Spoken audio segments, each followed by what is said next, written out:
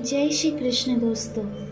विदेहराज बहुलाश्व ने पूछा, देवर्षि, संसार में जिनकी धूली अनेक जन्मों में योगियों के लिए भी दुर्लभ है, भगवान के साक्षात वही चरण बिंद कालिया के मस्तकों पर सुशोभित हुए।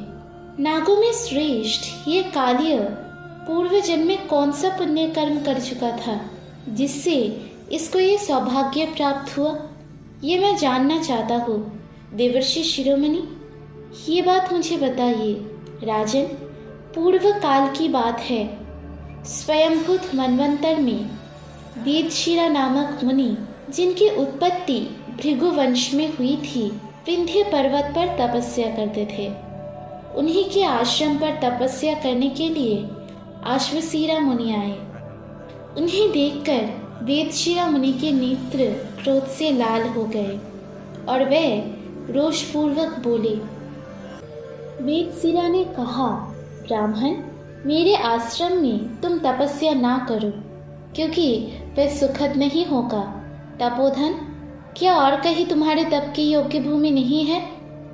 श्री नारद जी कहते हैं, राजन, वेदशिरा की ये बात सुनकर आश्वसीरा मुनि की भी नेत्र क्रोध से लाल हो गए और वह उन मुनि पुंगव से बोले, मुनि श्रेष्ठ, ये भूमि तो महाविष्णु की है, ना तुम्हारी है ना मेरी। यहाँ कितने मुनियों ने उत्तम तप का अनुष्ठान नहीं किया है। तुम व्यर्थ ही सर्प की तरह फुफकारते हुए क्रोध प्रकट करते हो। इसीलिए सदा के लिए सर्प हो जाओ और तुम्हें गरुड़ से भय प्राप्त हो। वेदशिरा बोले, दूरमते, तुम्हारा भाव बड़ा ही दूषित है। तुम छोटे से द्रोह या अपराध पर महान दंड देने के लिए उद्यत रहते हो और अपना काम बनाने के लिए कौवे की तरह पृथ्वी पर डोलते फिरते हो। अतः तुम भी कौवा ही हो जाओ। श्री नारद जी कहते हैं, इसी समय भगवान विष्णु परस्पर साप देते हुए दोनों ऋषियों के बीच प्रकट हो गए। वे दोनों अपने साप से बहुत दुखी थे। भगवान ने अपने वाणी द्वारा उन दोनों को सांत्वना दी। श्री भगवान बोले, हे मुनिद्वर, जैसे शरीर में दोनों भुजाएं समान हैं, उसी प्रकार तुम दोनों समान रूप से मेरे भक्त हो। मुनीश्वर, मैं अपनी बात तो झूठी कर सकता हूँ, परंतु भक्त की बात को मिथ्या नहीं करना चाहता। ये मेरी प्रतिज्ञा है। वेदशिरा, सर्प की अवस्था में तुम्हारे मस्तक पर मेरे दोनों चरण अंकित होंगे। उस समय तुम्हें गरुड़ से कदापि भय नहीं होगा। आश्वसीरा, अब तुम मेरी बात सुनो। सोच ना करो, सोच ना करो। काक रूप में रहने पर भी तुम्हें निश्चय ही उत्तम ज्ञान प्राप्त होगा। योग सिद्धियों से युक्त उच्च कोटि का त्रिकालदर्शी ज्ञान सुलभ होगा।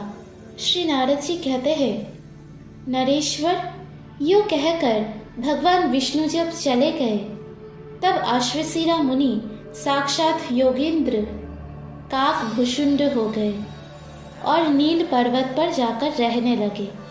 वे संपूर्ण शास्त्रों के अर्थ को प्रकाशित करने वाले महातेजस्वी राम भक्त हो गए। उन्होंने ही महात्मा गरुड़ को रामायण की कथा सुनाई थी।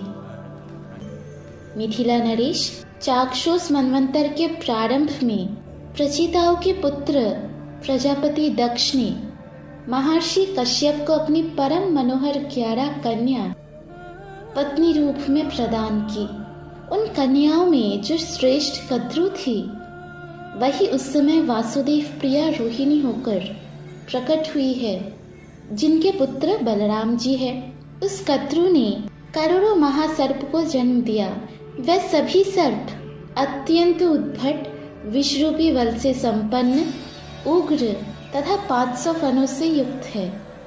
वह महान मणिरत्न धारण किए रहते हैं। उनमें से कोई कोई 100 मुख वाले एवं दुस्साह विस्तार है। उन्हीं में वेदशिरा कालिया नाम से प्रसिद्ध महानाग हुए। बाकी की कथा सुनिए अगली पार्ट में। राधे राधे। उन सब में प्रथम राजा फणिराज शेष हुए, जो अत्यंत एवं परात्पर परमेश्वर है। वही आजकल बलदेव के नाम से प्रसिद्ध है।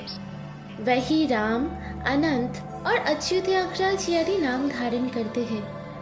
एक दिन की बात है, प्रकृति से परे साक्षात भगवान श्री हरि ने प्रसन्नचित होकर मेघ के समान गंभीर वाणी में शेष से कहा, इस भूमंडल को अपने ऊपर धारण करने की शक्ति दूसरे किसी में नहीं है, इसीलिए इस भूगोल को तुम ही अपने मस्तक पर धारण करो। तुम्हारा पराक्रम अनंत है, इसीलिए तुम्हें अनंत कहा गया है। जन कल्याण के हेतु तुम्हें ये कार्य अवश्य करना चाहिए। प्रभु, पृथ्वी का भार उठाने के लिए आप कोई अवधि निश्चित कर दीजिए। जितने दिन की अवधि होगी उतने समय तक मैं आपकी आज्ञा से भूमि का भार अपने सिर पर धारण करूंगा। नागराज, तुम अपने सहस्त्र मुखों से प्रतिदिन पृथक पृथक मेरे गुणों से स्फुरित होने वाले नूतन नामों का सब ओर से उच्चारण किया करो। जब मेरे दिव्य नाम समाप्त हो जाएंगे तब तुम अपने सिर से पृथ्वी का भार उतारकर सुखी हो जाना। प्रभु, पृथ्वी का आधार मैं तो हो जाऊंगा, किंतु मेरा आधार कौन होगा?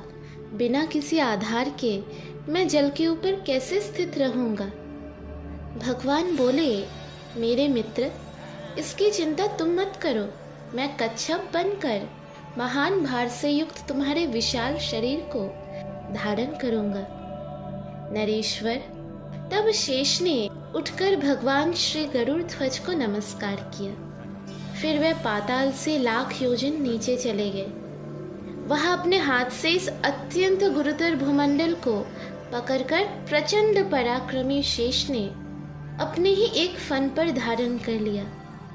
परात पर अनंत देव संकर्षण के पाताल चले जाने पर ब्रह्मा जी की प्रेरणा से अन्य अन्य नागराज भी उनके पीछे पीछे चले गए। कोई अतल में, कोई वितल में, कोई सुतल और महातल में, तथा कितने ही तलातल एवं रसातल में जाकर रहने लगे। ब्रह्मा जी ने उन सर्पों के लिए पृथ्वी पर रमणक दीप प्रदान किया। कालिया आदि नाग उसी में सुखपूर्वक निवास करने लगी। राजन, इस प्रकार मैंने तुमसे कालिया का कथानक कह सुनाया, जो सारभूत तथा भोग और मोक्ष देने वाला है। अब और क्या सुनना चाहते हो?